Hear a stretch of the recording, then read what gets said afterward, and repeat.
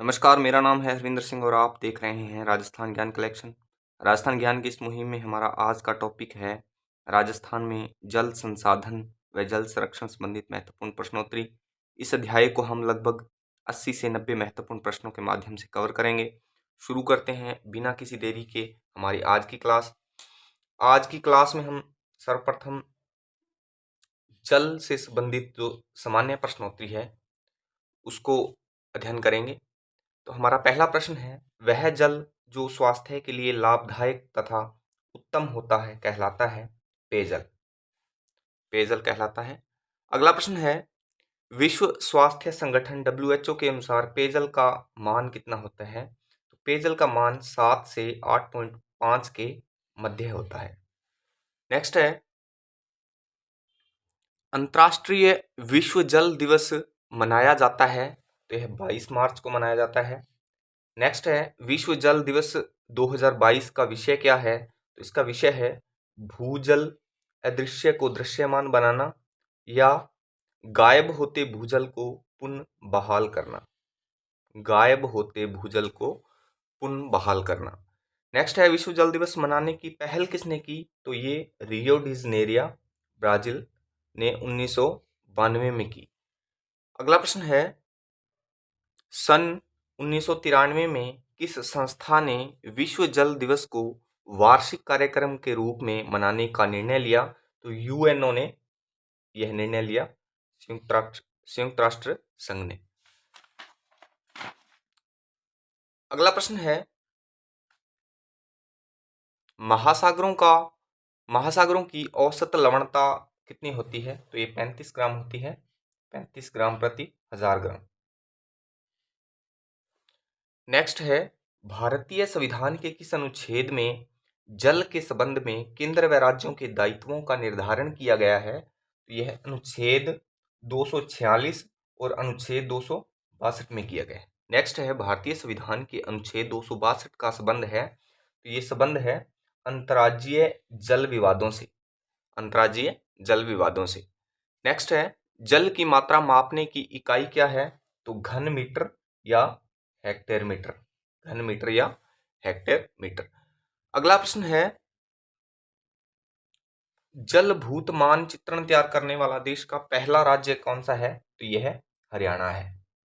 हरियाणा ने सर्वप्रथम जलभूत मानचित्रण तैयार किया है। नेक्स्ट है, भारत में सर्वाधिक वर्षा होती है? तो मेघालय के मासिनराम में सर्वाधिक वर्षा होती है भारत में। नेक्स्ट है, पेयजल, धुलाई, खाना पकाने और उचित सफाई बनाए रखने के लिए संयुक्त राष्ट्र संघ द्वारा प्रत्येक व्यक्ति के लिए सुझाई गई जल की न्यूनतम मात्रा कितनी है? तो ये मात्रा 50 लीटर प्रति व्यक्ति है, जो कि लगभग 2.5 बाल्टी है। नेक्स्ट है, किस वर्ष को अंतर्राष्ट्रीय अलवण जल वर्ष मनाया गया था? तो यह वर्ष 2003 को। वर्ष 2003 को। नेक्स्ट है,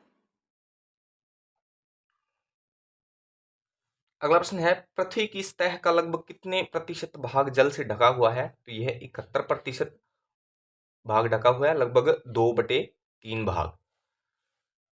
नेक्स्ट है, भूमजल या भूमि जल को प्रभावित करने वाले सामान्य कारक कौन कौन से हैं? तो ये अल्पवर्षा है, जनसंख्या में वृद्धि है, औद्योगिक और कृषि गतिविधियां हैं।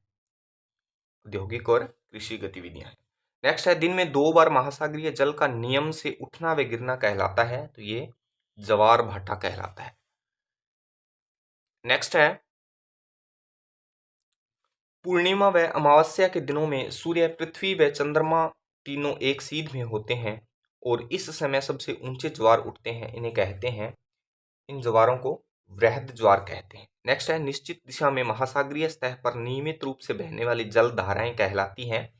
तो ये धाराएं महासागरीय धाराएं कहलाती हैं और ये धाराएं ठंडी या गर्म भी हो सकती हैं। ठंडी या गर्म हो सकती हैं। धाराएं 2 प्रकार की होती हैं, ठंडी धाराएं और गर्म धाराएं। ये टॉपिक हम एक अलग से पढ़ेंगे धाराओं का। महासागरों का भी एक अलग से टॉपिक बनाएंगे अपने, तो उनमें पूरी महासागरों के बारे में अध्ययन करेंगे। तो धाराओं का भी हम एक अलग से पढ़ेंगे, उनमें पूरी ठंडी धाराएं, गर्म धाराएं जो भी हैं उन सबको कवर करेंगे। नेक्स्ट है, गर्म महासागरीय धाराएं उत्पन्न होती है तो भूमध्य रेखा के निकट। भूमध्य रेखा के निकट जो भी धाराएं उत्पन्न होती हैं वे गर्म धाराएं होती हैं। नेक्स्ट है ध्रुवों या उच्च अक्षांशों से उष्णकटिबंधीय या निम्न अक्षांशों की ओर बहने वाली धाराएं होती हैं, तो वो धाराएं ठंडी धाराएं होती हैं। अगला प्रश्न है राजस्थान में देश के कुल जल का कितने प्रतिशत है, तो 1%। देश के कुल जल का राजस्थान में 1% जल है। अगला प्रश्न है पृथ्वी पर उपलब्ध समस्त जल का लगभग कितने प्रतिशत जल पीने योग्य या स्वच्छ जल है, तो ये लगभग 2.5% या इससे भी कम जल है जो पीने योग्य है। नेक्स्ट है महासागरों की औसत लवणता कितनी होती है, तो ये 35% होती है। नेक्स्ट है सागरीय जल की लवणता में सर्वाधिक योगदान किसका होता है, ये सोडियम क्लोराइड का होता है और सोडियम क्लोराइड लगभग 27.2%। अगला प्रश्न है महासागर का वह क्षेत्र जहां गहराई के साथ लवणता तीव्र गति से बढ़ती है कहलाता है, तो वह हेलोक्लाइन कहलाता है। नेक्स्ट है विश्व की सबसे खारी झील कौन सी है, तो वॉन झील जो कि तुर्की में है, ये सबसे खारी झील है और इसकी लवणता है जो 330% है। नेक्स्ट है राजस्थान की सांबर झील एक खारे पानी की झील है, उसमें सोडियम क्लोराइड की मात्रा कितनी है, तो 78.8% है जो सोडियम क्लोराइड की मात्रा है और इसमें कैल्शियम सल्फेट 3.6% और मैग्नीशियम क्लोराइड 10.9%। ये भी ध्यान रखने योग्य बातें हैं। अगला प्रश्न है अरब सागर की लवणता कितनी है, तो 36%। 35% है जो वो औसत लवणता होती है। कुछ सागरों की लवणता 35 से कम होगी और कुछ 35 से ज़्यादा होगी, तो औसत है जो वो 35 होगी। नेक्स्ट है अरब सागर के पानी का औसत खारापन कितना है, तो 35 पीपीटी। अगला प्रश्न है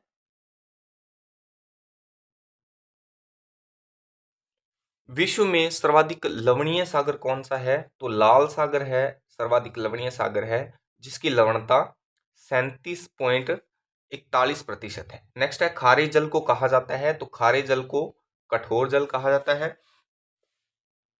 अगला प्रश्न है निर्धारित जल की न्यूनतम मात्रा प्रति व्यक्ति वार्षिक है, तो 1000 घन मीटर। अगला प्रश्न है राज्य में प्रति व्यक्ति वार्षिक जल की उपलब्धता है 780 घन मीटर। अगला प्रश्न नोट है देश का 51% फ्लोराइड व 42% लवणता प्रभावित क्षेत्र राजस्थान में है। उसके बाद जल संसाधन से संबंधित जो महत्वपूर्ण प्रश्नोत्तरी है उसका हम अध्ययन करेंगे। पहला प्रश्न है राज्य का कुल जल संसाधन कितना है, तो 39.463 MAF से मिलियन फीट एकड़। अगला प्रश्न है राज्य का कुल सतही जल है, कुल सतही जल है जो 29.28 MAF। अगला प्रश्न है आर्थिक उपयोग योग्य सतही जल है, तो आर्थिक उपयोग योग्य जो सतही जल है वो 13.2 MAF है।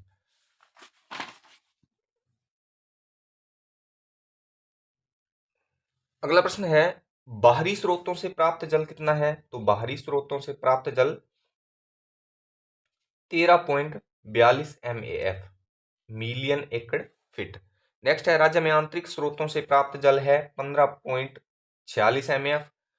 अगला प्रश्न है नाड़ी क्या है, तो नाड़ी एक प्रकार का पोखर, इसमें वर्षा जल एकत्रित होता है। नेक्स्ट है राजस्थान में नाड़ी का निर्माण सर्वप्रथम किसने करवाया, तो 1520 ईस्वी में राव जोधा ने एक नाड़ी का निर्माण करवाया। अगला प्रश्न है पालर पानी क्या है, तो पालर पानी नाड़ी या टांके में जमा वर्षा का जल है जो वो पालर पानी कहलाता है। मदार क्या है, अगला प्रश्न है मदार क्या है, तो मदार नाड़ी या तालाब में जल आने के लिए निर्धारित की गई धरती की सीमा को मदार कहते हैं। अगला प्रश्न है राजस्थान के क्षेत्रफल में कितने लाख हेक्टेयर भूमि बंजर है, तो 101 लाख हेक्टेयर भूमि है जो बंजर भूमि है। नेक्स्ट है राज्य में कुल स्रोतों से उपलब्ध जल की मात्रा कितनी है, तो 1.16%। 1.16%। इसके बाद बावड़ियों से संबंधित जो महत्वपूर्ण प्रश्नोत्तरी है उनका हम अध्ययन करेंगे। पहला प्रश्न है, किस बावड़ी की फोटो वर्ष 2018 में 100 रुपये मूल्य के नोट पर जारी की गई, तो रानी जी की बावड़ी गुजरात में। एक रानी जी की बावड़ी बूंदी में है और एक रानी जी की बावड़ी गुजरात में है। जो गुजरात वाली बावड़ी है, रानी जी की बावड़ी है, उसकी फोटो है जो 100 रुपये के मूल्य पर जारी की गई वर्ष 2018 में। अगला प्रश्न है, किस बावड़ी को बावड़ियों का सिरमौर कहते हैं, तो रानी जी की बावड़ी बूंदी को बावड़ियों का सिरमौर कहते हैं।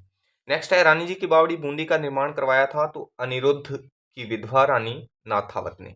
अनिरुद्ध की विधवा रानी नाथावत ने। नेक्स्ट है, बावड़ियों का उल्लेख मिलता है, तो संस्कृत नाटक मेघदूत में सर्वप्रथम बावड़ियों का उल्लेख मिलता है। नेक्स्ट है, हाड़ी रानी की बावड़ी है, तो ये टोडा रायसिंह टोंक में हाड़ी रानी की बावड़ी है। नेक्स्ट है, कौन सी बावड़ी 8वीं शताब्दी के मंदिरों के लिए प्रसिद्ध है, तो चांद बावड़ी आबानेरी दौसा में है, जो वो 8वीं शताब्दी के मंदिरों के लिए प्रसिद्ध है। चांद बावड़ी के निर्माणकर्ता कौन है, तो प्रतिहार निकुंभ राजा चांद इसके निर्माणकर्ता है और ये प्रतिहार शैली में निर्मित है। चांद बावड़ी है जो प्रतिहार शैली में निर्मित है।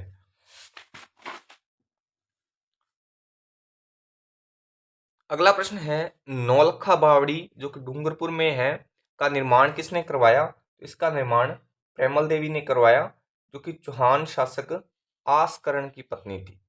नेक्स्ट है, एशिया की सबसे खूबसूरत इस बावड़ी का निर्माण नाथावत की दासी अनारकली ने बूंदी के छतरपुरा में करवाया था, वह बावड़ी है तो अनारकली की बावड़ी बूंदी। नेक्स्ट है, चमना बावड़ी शाहपुरा भीलवाड़ा का निर्माण किसने करवाया, तो उमेद सिंह प्रथम ने चमना के नाम पर करवाया। उमेद सिंह प्रथम ने चमना के नाम पर करवाया। नेक्स्ट है, बड़गांव की बावड़ी जिसका निर्माण शासक शत्रुसाल की पटरानी जादोहना ने करवाया था, किस जिले में है, तो यह कोटा जिले में है। अगला प्रश्न है, 9 मंजिल बावड़ी जिसका निर्माण टोडरमल ने करवाया, तो यह निमराना की बावड़ी जो कि अलवर में है। नेक्स्ट है, यह बावड़ी 7 मंजिल है, वह इसके 7 मंजिलों की बनावट एक जैसी है, तो वह बावड़ी कौन सी है, वह बावड़ी लंबी बावड़ी है जो कि धौलपुर में है। नेक्स्ट है, त्रिमुखी बावड़ी डूंगरपुर का निर्माण करवाया महाराजा राज सिंह की रानी सामरदे ने। त्रिमुखी बावड़ी जो कि डूंगरपुर में है, इसका निर्माण महाराजा राज सिंह की रानी सामरदे ने करवाया। नेक्स्ट है, जल प्रबंधन व जल संरक्षण से संबंधित जो प्रश्नोत्तरी है उसका अध्ययन करेंगे। पहला प्रश्न है, जल संरक्षण के लिए देश में जल प्रदूषण निवारण व नियंत्रण कानून कब बनाया गया, तो 1974 में। अगला प्रश्न है, पर्यावरण संरक्षण कानून कब बनाया गया, जो कि जल संरक्षण का ही एक हिस्सा है, 1986 में। अगला प्रश्न है, गंगा नदी को साफ करने के लिए कौन सी योजनाएं चलाई जा रही हैं, तो गंगा एक्शन प्लान और नमामि गंगे प्रोग्राम चलाए जा रहे हैं गंगा नदी को साफ करने के लिए। राजस्थान में भारत के सतही जल संसाधनों का कितने प्रतिशत भाग है, तो यह 1.11% भाग है। अगला प्रश्न है, जिस आंगन में जल संग्रहित किया जाता है उसे कहते हैं, उस आंगन को आगोर कहते हैं या पायतान या बतौरना कहते हैं। नेक्स्ट है, फार्म पॉन्ड या खेत तलाई कार्यक्रम क्या है, तो यह भारी मिट्टी व कठोर निचली सतह वाली भूमि में वर्षा जल को एकत्रित कर सिंचाई के काम में लेने हेतु। अगला प्रश्न है, जल खोज कार्यक्रम संबंधित है, तो जल खोज कार्यक्रम सिंचाई जल का आवश्यकता अनुसार उपयोग सुनिश्चित करने हेतु जल खोज कार्यक्रम संबंधित है। कृषि मिशन एनएमएस से संबंधित है, तो डिग्गी फुवारा कार्यक्रम से। अगला प्रश्न है, कृषि मिशन एनएमएसए संबंधित है, तो डिग्गी फुवारा कार्यक्रम से। अगला प्रश्न है, मुख्यमंत्री जल स्वावलंबन अभियान के तहत कितने प्रकार के जल स्रोतों का संरक्षण किया जाता है, तो वर्षा, बहते पानी, भूमि जल व मिट्टी की कमी का संरक्षण किया जाता है। नेक्स्ट है मुख्यमंत्री जल स्वावलंबन अभियान का प्रथम चरण कब था? तो इसका प्रथम चरण 2015-16 में था। अगला प्रश्न है मुख्यमंत्री जल स्वावलंबन अभियान के द्वितीय चरण का शुभारंभ कब किया गया? तो 9 दिसंबर 2016 को किया गया। नेक्स्ट है अटल भूजल योजना कब लागू की गई? तो अप्रैल 2020 में।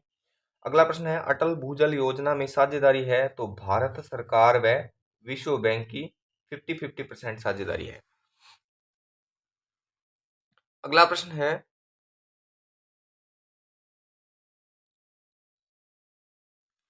अटल भूजल योजना किन किन राज्यों में क्रियान्वित है? तो यह है हरियाणा, गुजरात, कर्नाटक, महाराष्ट्र, राजस्थान, उत्तर प्रदेश और मध्य प्रदेश में क्रियान्वित है। नेक्स्ट है अटल भूजल योजना की समयावधि है? तो 2020-21 से 2024-25 तक है। नेक्स्ट है अटल भूजल योजना का उद्देश्य है? तो राज्य में भूजल के गिरते स्तर को रोकना और भूजल के बेहतर प्रबंधन हेतु अटल भूजल का उद्देश्य है। नेक्स्ट है राजीव गांधी जल संचयन योजना के प्रथम चरण का सूत्रपात कब किया गया? यह है 20 अगस्त 2019 को। अगला प्रश्न है प्रधानमंत्री कृषि सिंचाई योजना या वाटरशेड कंपोनेंट में केंद्र व राज्य का अनुपात कितना है? तो ये 60-40 का अनुपात है, 60 केंद्र और 40 राज्य। नेक्स्ट है प्रत्येक ग्रामीण परिवार को वर्ष 2024 तक कार्यात्मक घरेलू नल कनेक्शन FHTC के माध्यम से पीने योग्य पानी की आपूर्ति प्रदान करने के लिए कौन सा मिशन क्रियान्वित किया गया है? तो जल जीवन मिशन क्रियान्वित किया गया है। अगला प्रश्न है भूजल की उपलब्धता एवं जल स्तर के आधार पर राज्य को कितने जलखंडों में विभक्त किया गया है? तो 595 जलखंडों में विभक्त किया गया है।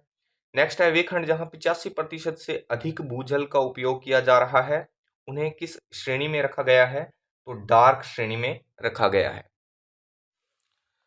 आज के लिए बस इतना ही। आशा करता हूँ आज की क्लास आपके लिए बेहद उपयोगी होगी। बने रहिए हमारे यानी राजस्थान ज्ञान कलेक्शन के साथ। वीडियो अच्छी लगी तो वीडियो को लाइक करें, शेयर करें, कोई सुझाव या संशोधन के लिए कमेंट करें और राजस्थान की इस बेहतरीन मुहिम का हिस्सा बनने के लिए हमारे चैनल राजस्थान ज्ञान को सब्सक्राइब करें और पास में नोटिफिकेशन बेल को प्रेस करके ऑल पर भी क्लिक कर दें। जल्द मिलते हैं किसी नए ज्ञान नए वीडियो के साथ। तब तक के लिए जय हिंद, जय भारत।